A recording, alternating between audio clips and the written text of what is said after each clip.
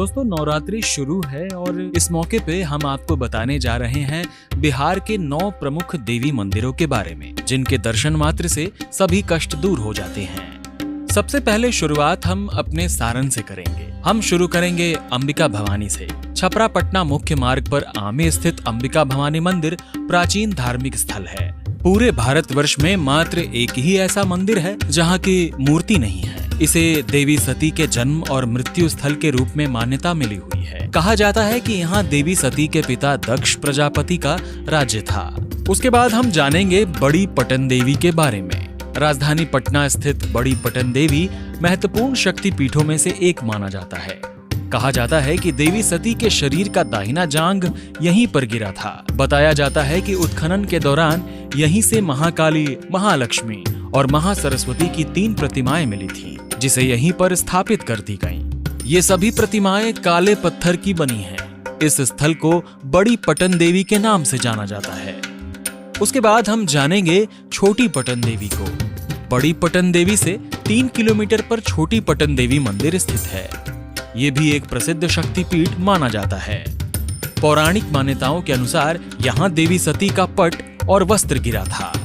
जहाँ वस्त्र गिरा था वहां पर मंदिर बनाया गया और महालक्ष्मी, महाकाली और महासरस्वती की प्रतिमाएं स्थापित की गईं। अगला नंबर है शीतला मंदिर का।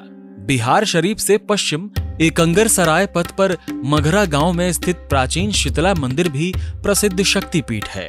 कहा जाता है कि यहाँ पर देवी सती के हाथ का कंगन गिरा था।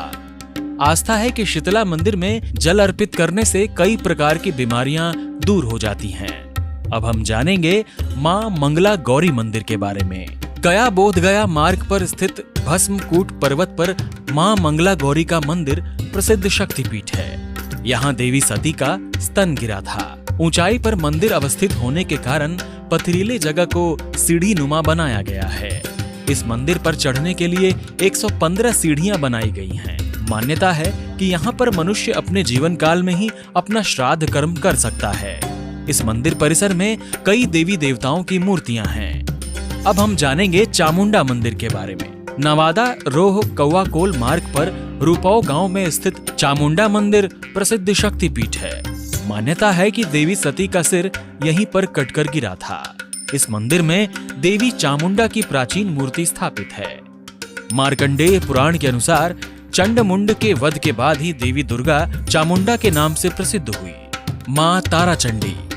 सासाराम से 6 किलोमीटर की दूरी पर कैमूर पहाड़ी की गुफा में ताराचंडी मां का मंदिर है, जो 51 शक्ति पीठों में एक है।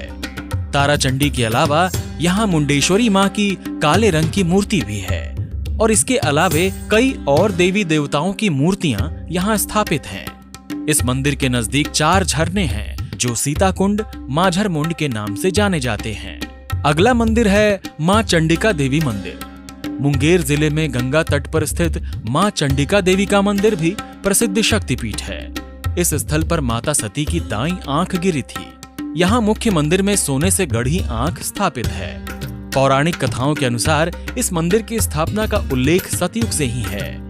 बताया जाता है कि लंका विजय के बाद भगवान राम ने यहाँ देवी की पूजा की थी। अगला मंदिर है उग्रतारा स्थान। सहरसा से 17 किलोमीटर दूर उग्रतारा शक्तिपीठ है। यहाँ देवी सती की बाईं आंख गिरी थी।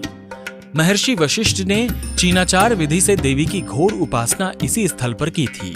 बताया जाता है कि इस मंदिर का निर्माण मधुबनी के राजा नरेंद्र सिंह की पत्नी रानी पद्मावती ने लगभग 500 वर्ष पहले करवाया था। और अब जानेंगे धीमेश्वर स्थान के बारे में। पूर्णिया से पश्चिम बनमनखी प्रखंड के धीमेश्वर स्थान स्थित छिन्नमस्ता देवी का मंदिर प्राचीन धार्मिक स्थलों में एक है। इस स्थान को तंत्र साधकों का प्राचीन साधना स्थल माना जाता है। कहा जाता है कि यहाँ पर देवी सती का हृदय गिरा था। मान्यता है कि इस स्थान पर राजा कर्ण पूजा किया करते थे। तो इस नवरात्रि माँ दुर्गा हम सभी पे कृपा बनाए रखे। बोलिए जय माता दी। इस जानकारी को अपनों के बीच अवश्य शेयर करें।